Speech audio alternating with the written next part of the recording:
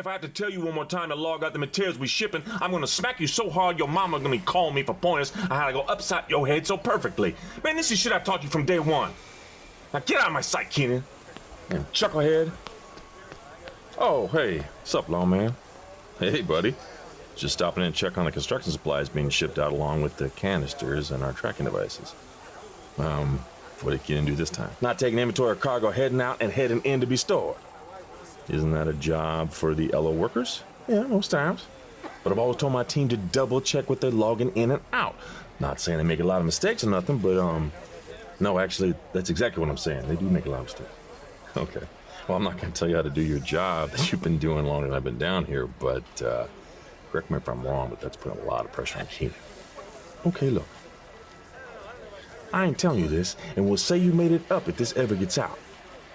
But Keenan is smarter than he looks. Boy has some serious smarts in book line.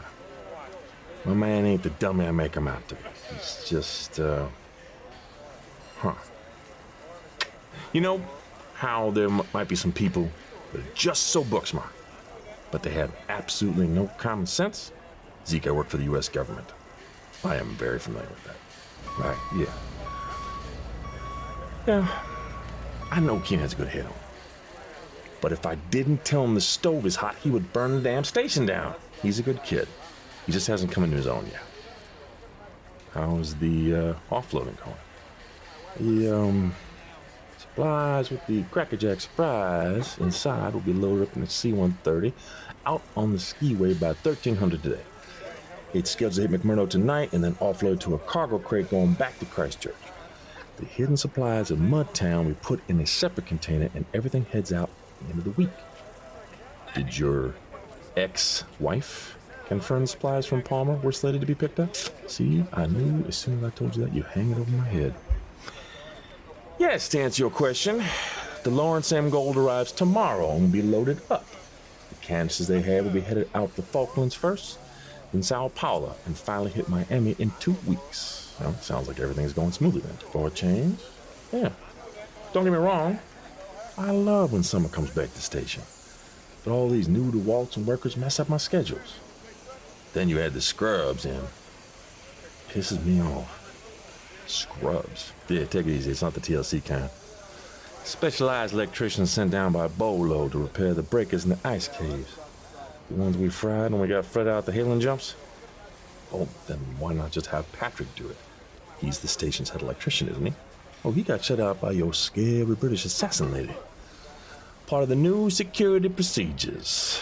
Wainwright knows better than to let them mess around my archers, but inside the power relay room that feeds whatever it is they're doing in the tunnels, he gave him a green light to work. And you're okay with that? Hell no, I'm not okay with that. But shit, oh man, excuse me, Lo. We all got people we have to report to and answer to.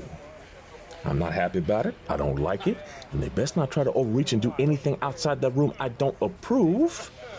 But there ain't nothing I can do about it.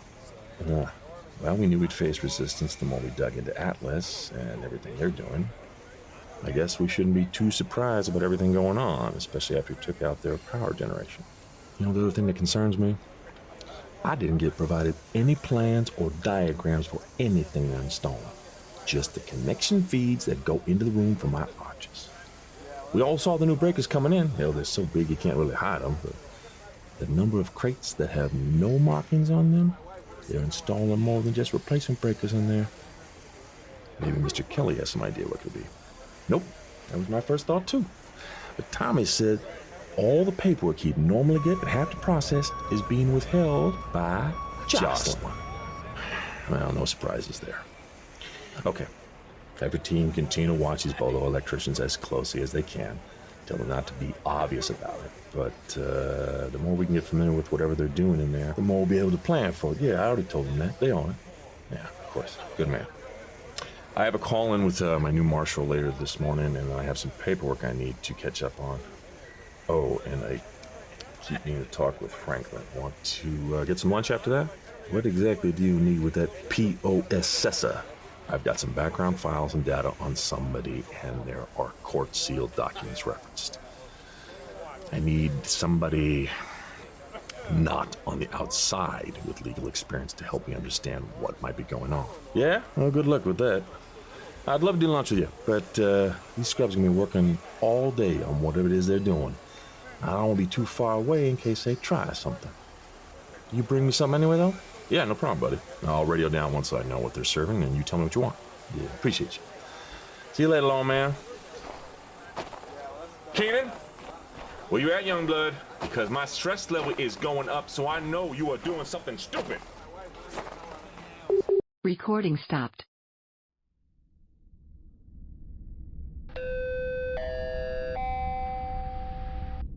Good morning, y'all, and I hope all my polies are doing wonderful this morning.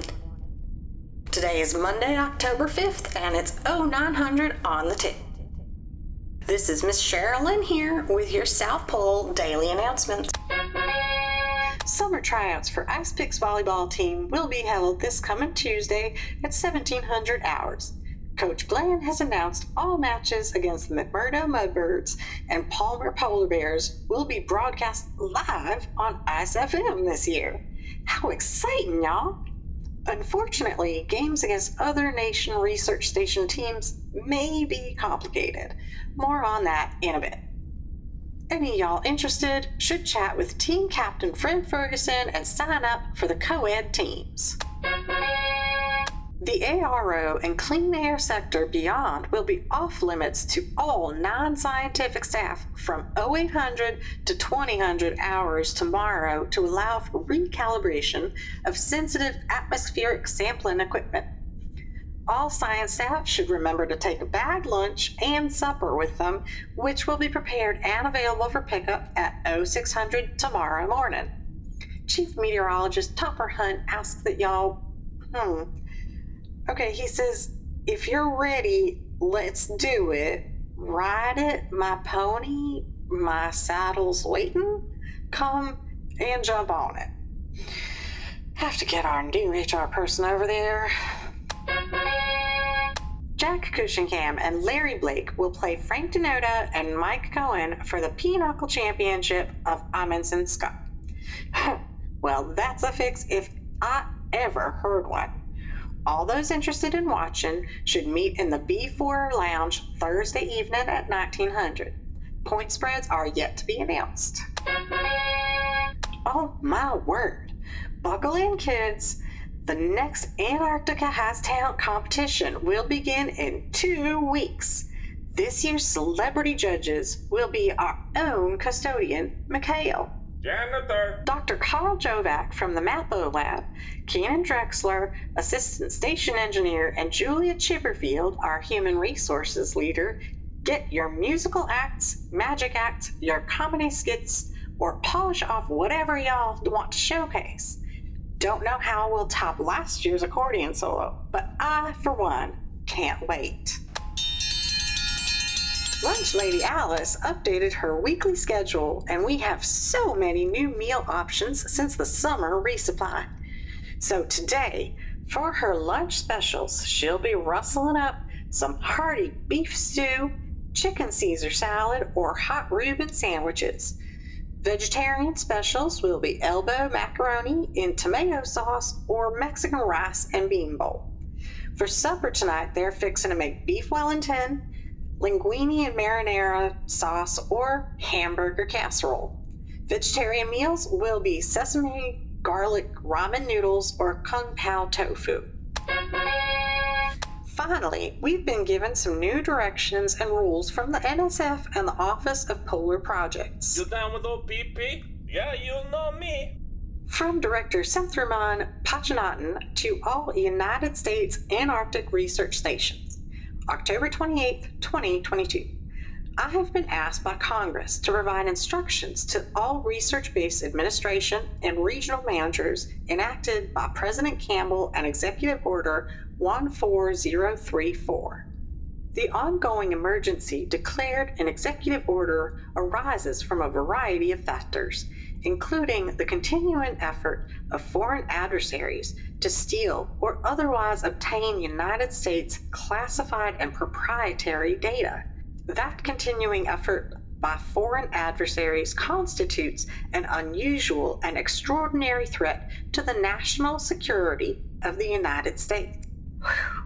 As of January 1st, 2023, all access to federal, military, infrastructure, and research facilities funded by Congress or taxpayer monies will be restricted to non-U.S. citizens. Any visitation for any purpose must first be documented. Anyway, he just keeps carrying on and on for a while. Well, not exactly rolling out the welcome mat anymore, are we? Any planned visits by other stations here on the ice should be sent to Mr. Kelly to ensure we remain compliant. So there you go. You take care now, my polies. Keep an eye on one another and get them final visits in while you can. You have a wonderful and blessed day. Thank you.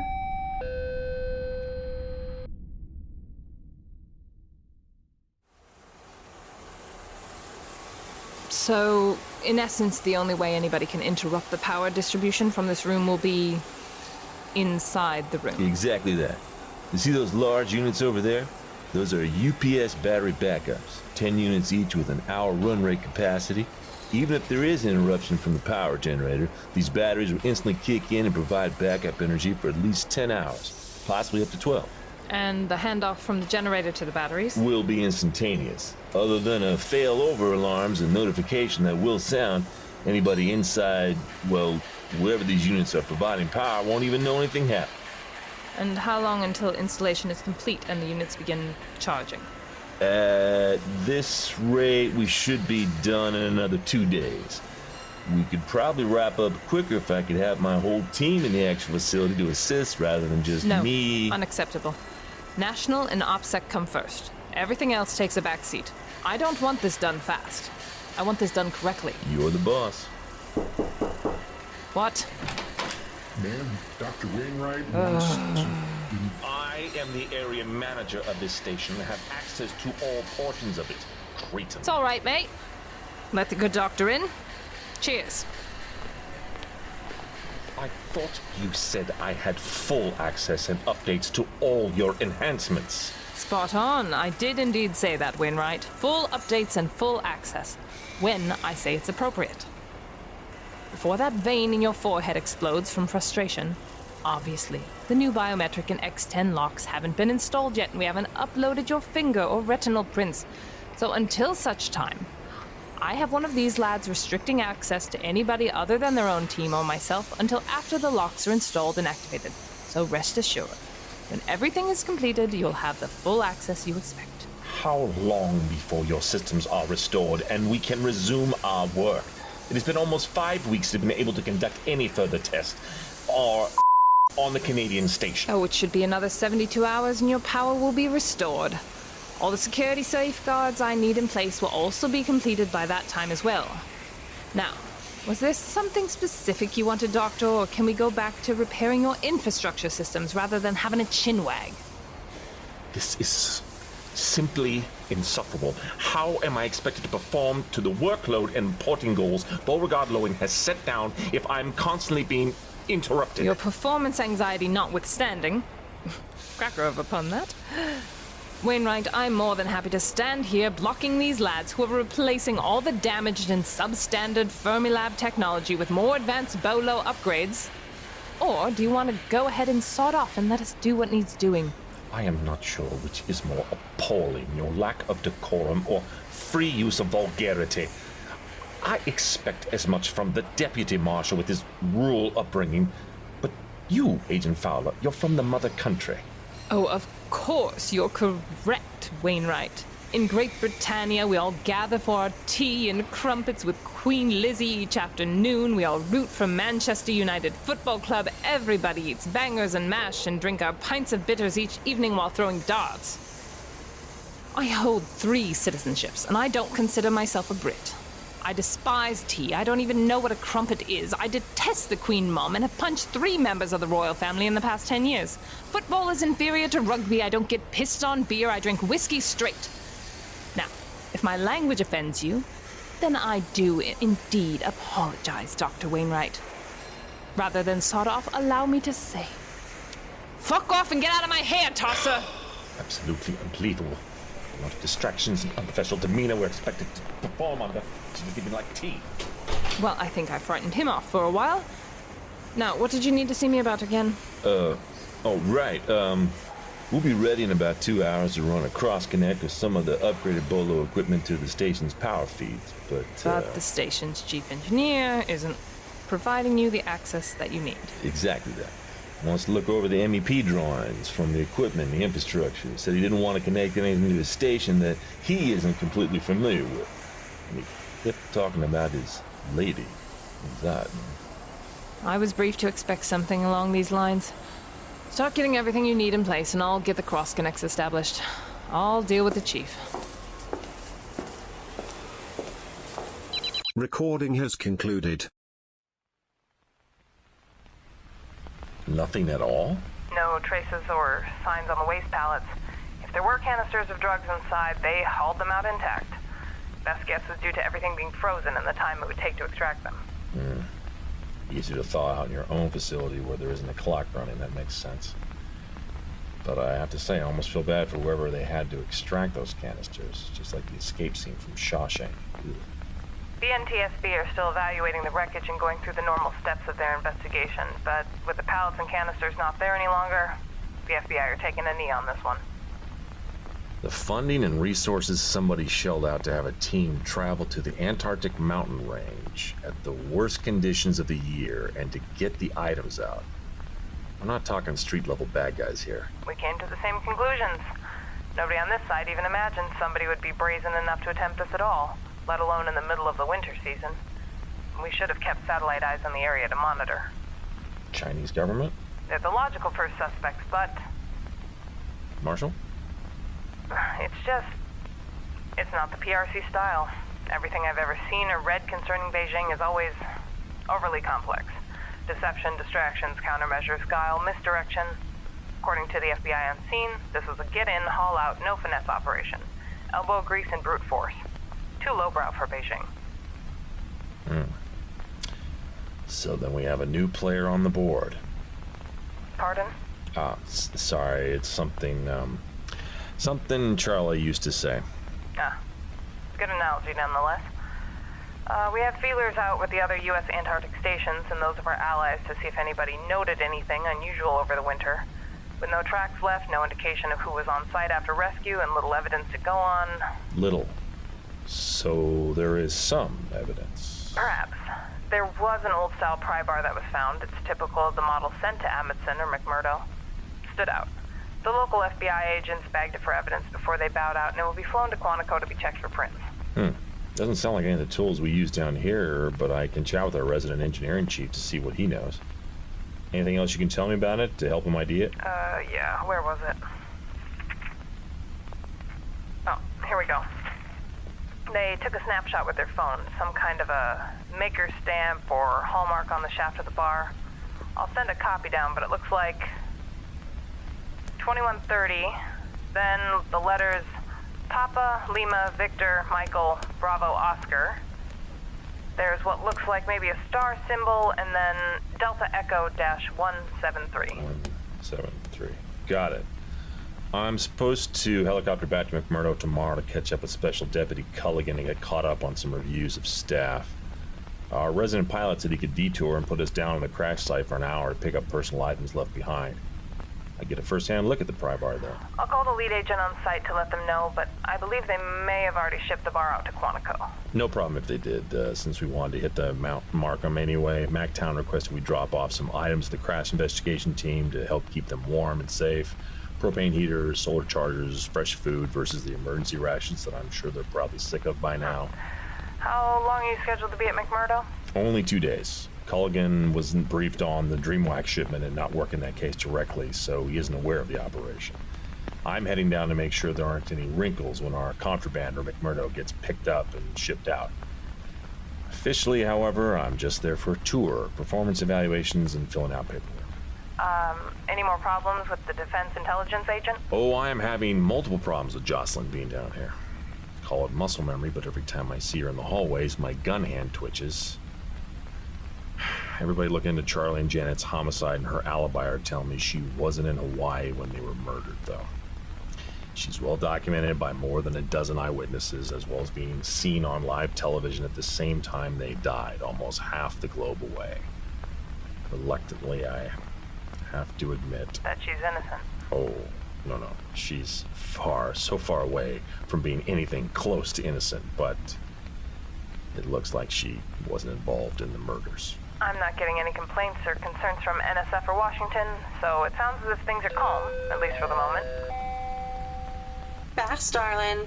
Zeke needs you down in the arches. Can y'all head down there quickly? Sounds like there may be a tussling going on. Thank you, Shug. For the moment, yes. I apologize, Marshal. I'm actually being paged. I heard.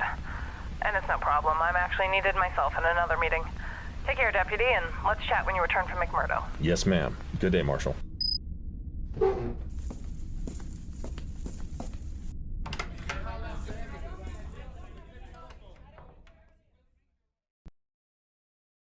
Recording has commenced.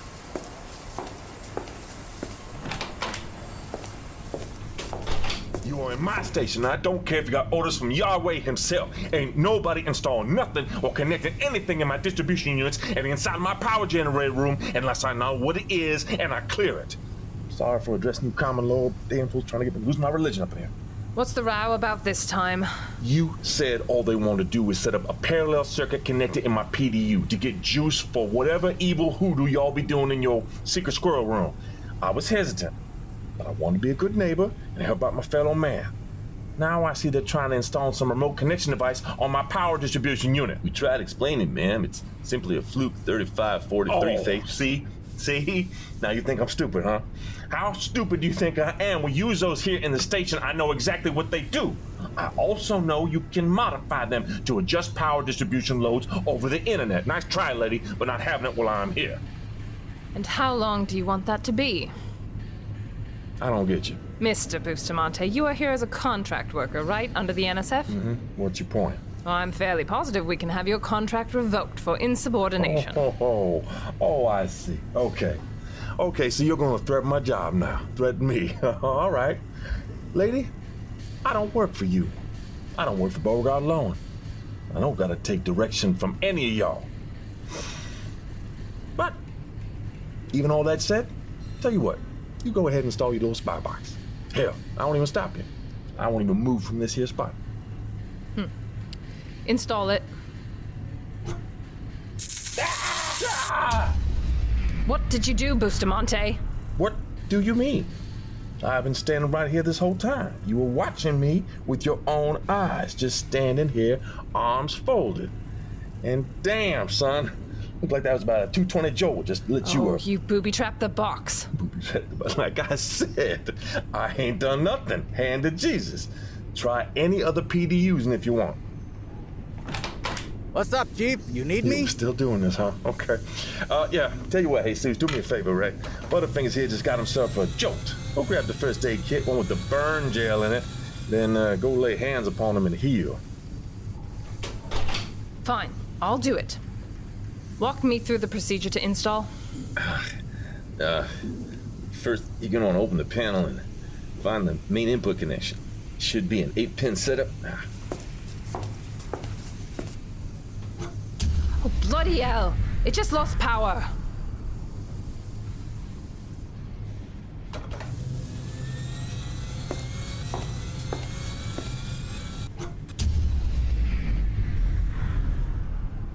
Do you like playing games, Bustamante? Because I know some games, too. Games?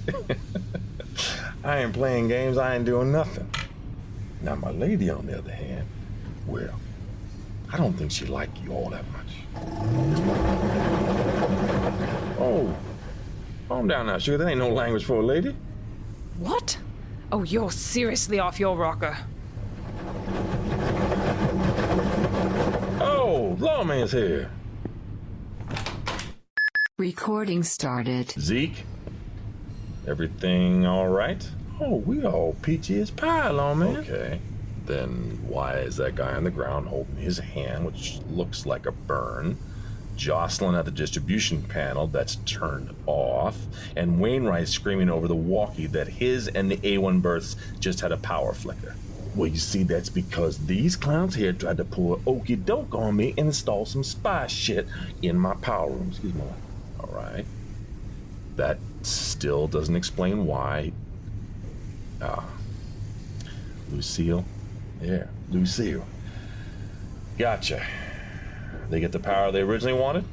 Oh, they're all good on that front, yeah. Time to cut your losses then, Joycelyn. Stay out of this, Marshmallow! What the hell?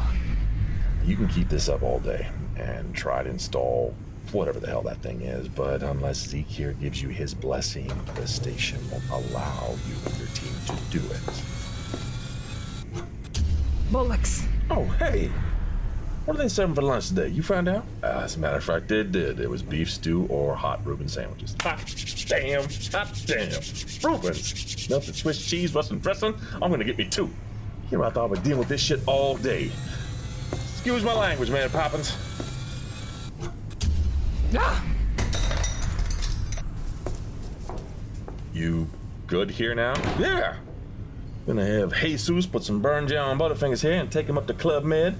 Then, gonna have my Reuben on. You coming? I'll be up in a bit. I just need to chat with Franklin first. Okay. See you, you demon, if you say so. What the hell are you waiting for, Butterfingers? Did you hear my boy say Reubens? Get your crispy ass off, and we'll go find my boy Jesus. This is how we Reuben. Sing with me. This is how we Reuben?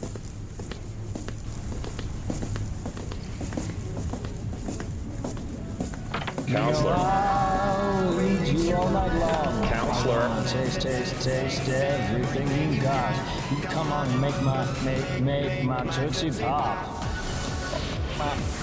Franklin. Oh, I'm sorry, Inspector Javert. I didn't smell you coming in.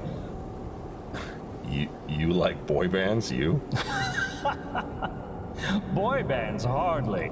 And by no means anywhere as embarrassing, Deputy Marshal. I'm a grown demon with refined taste, after all. That was K-pop. What the hell is K-pop? Korean pop music? K-pop? What all the kids are listening to nowadays, Granddad? Cute. Listen, I'd like to pick your brain on a legal matter. I need somebody with court experience to help me understand something. More pro bono work, I assume? Oh, very well. Any chance we might trade a 3-day excursion out of the tube in exchange? Doubtful. Not really sure Zeke would be amenable to that at all.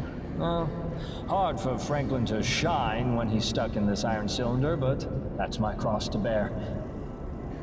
Wow. That's a weird analogy.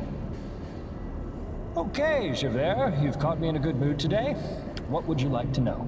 I'm conducting enhanced background checks on a few people here on station, all in relation to the crash and sabotage of the plane, also the station. One individual's file had information which looks odd to me. Items which I couldn't seem to reconcile regarding court proceedings, so I sent a formal request for the actual records, only to be told those were sealed and unavailable. Court records can be a real labyrinth sometimes, so what's the general information you originally received? Well, one of the individuals on station was called to testify in a criminal court matter. He wasn't being accused of anything, but the prosecution believed he would be a key witness for the state, based upon multiple other people saying he was an eyewitness to a homicide. So he was summoned to appear, he didn't show up, had a bench warrant issued for his arrest, contempt charges to be filed, the marshal service was sent to pick him up, but then was told on the same day by the DA's office to stand down. Warrant had been rescinded. Maybe misunderstanding or something. I don't know. When I requested the court documents on why the bench warrant was called off and to see what happened, I was told those documents were sealed and not available by order of the chief magistrate. Well, court documents can be sealed for various reasons, typically to protect sensitive information or individuals involved. It could be anything from witness safety to the privacy of individuals involved in the case. If there's a court seal in place, there should be a listing of who ordered it in their court. Wait a minute, I did see that. Hang on one second. Yeah, here it is. ordered by hand, 12th November 2002, the Honorable Seamus O'Halloran, United States District Court, Boston, Massachusetts. Oh, shouldn't there be nary a more Irish name in all the city of Boston, east of Blackrock? Yeah, don't do that. I seriously want to know more about why this guy was cut loose so quickly, but without having this unsealed. Tell me more about the murder case. Pretty straightforward, really. 2 a.m, small handful of people in a dive bar in South Boston called Shannon Tavern.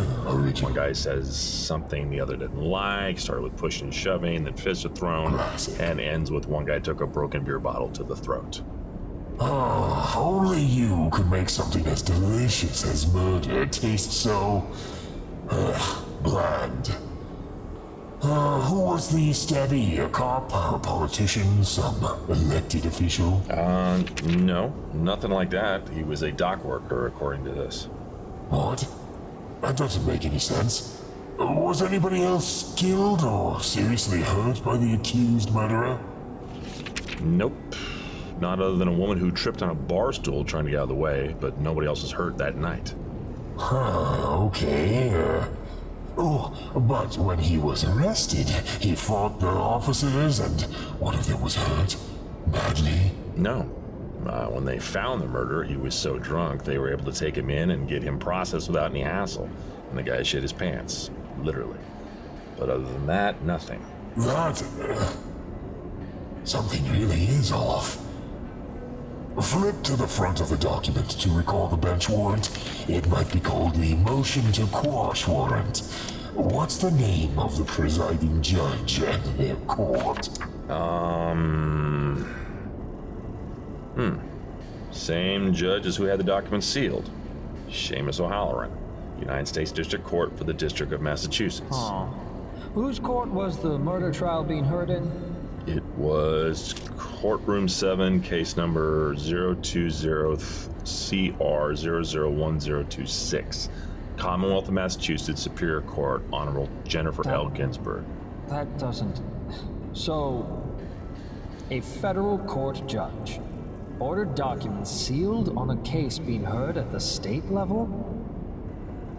Wait, you said the Marshal Services were given the bench warrant for a state-level offense. Who signed that? Yeah, that's another weird thing. The signature and printed name have also been redacted. You have something I've never seen in all my time. A federal judge typically doesn't have authority to seal documents in a state court case. State courts and federal courts are separate and distinct systems with their own sets of rules and procedures. In a state court case, the judge presiding over that case is responsible for making decisions regarding the sealing or unsealing of documents. Federal judges have jurisdiction over cases that fall under federal law or involve federal parties, and they do not have authority over state court proceedings.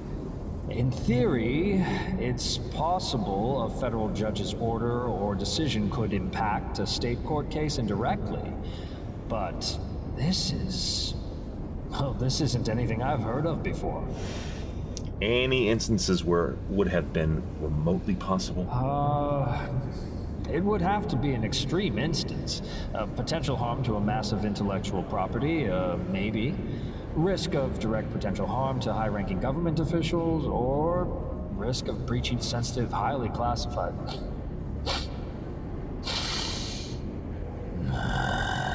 What? Haven't smelled that in a while. And never so pungent. Smell what exactly? The veil has been pierced.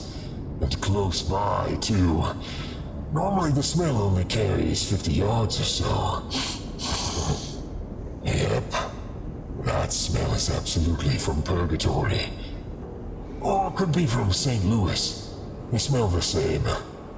Frightening place, Missouri. Smells like a death omen is moving about.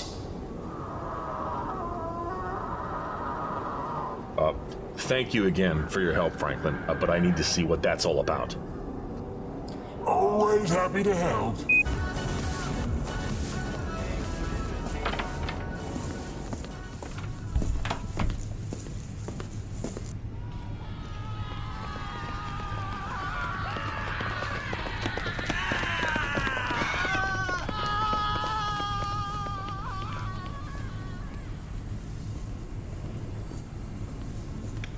I'm singing because this is Howie Rubin. South Pole does it like nobody does. This is Howie Rubin. Hey, Lord, man, it's got much flavor. This is Howie Rubin.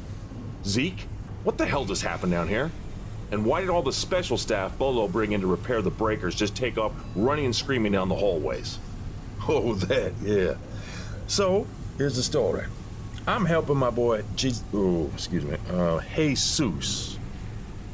I think we're clear. Anyway, one of the workers got zapped.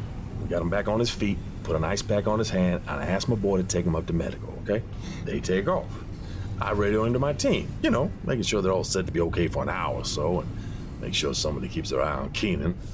Anyhow, back in comes Joycelyn with some of her workers. She tells them to wrap up with their connections, forget about the monitor. That's when the lights inside start flickering, and whoosh. Dr. Rodney's ghost appeared. Damn Beaker looking all pale and bloody from his murder and whatnot.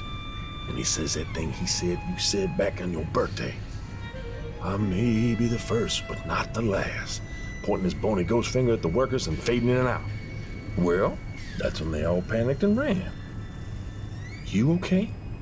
You hate scary stuff. We all gathered to watch The Shine at the start of the winter. You left in a hurry. Oh, and I won't be watching that anytime soon. I mean, not because of the scary stuff neither, but how Stanley Kubrick did Scatman Crothers dirty like that. What? My man is chilling in his vacation home, mind his own business, right? Gets that shine from that boy and needs help. So my man gets in a plane and flies 15 states away through a blizzard, hops on a snowcat that he probably paid for out of his own pocket, for another 6 hours, right? And as soon as he steps foot into that hotel, what's there to greet him? An axe in the back. That is dirty. That shit's messed up. R.I.P. Scatman. Okay. A ghost on a screen terrifies you, but one pops up in front of you in person and you're all cool? I am cautious, never terrified. Best check yourself on that, little man. I beg your pardon. Thank you. B, that punk-ass Beaker didn't intimidate me in the least when he was taking in air. I'll be damned if his Necro-American see-through ass gonna change that now. C, did you not hear me say it's Reuben Day, man? And nothing, and I mean absolutely nothing, gets in the way of me getting my Reuben on. You are a strange and complex man, Zeke Bustamante. You forgot handsome, too. That was a ghost. That was an honest, according to Hoyle, ghost I just saw. What the hell is going on down here, Marshmallow? It's not something in the water. I've already checked.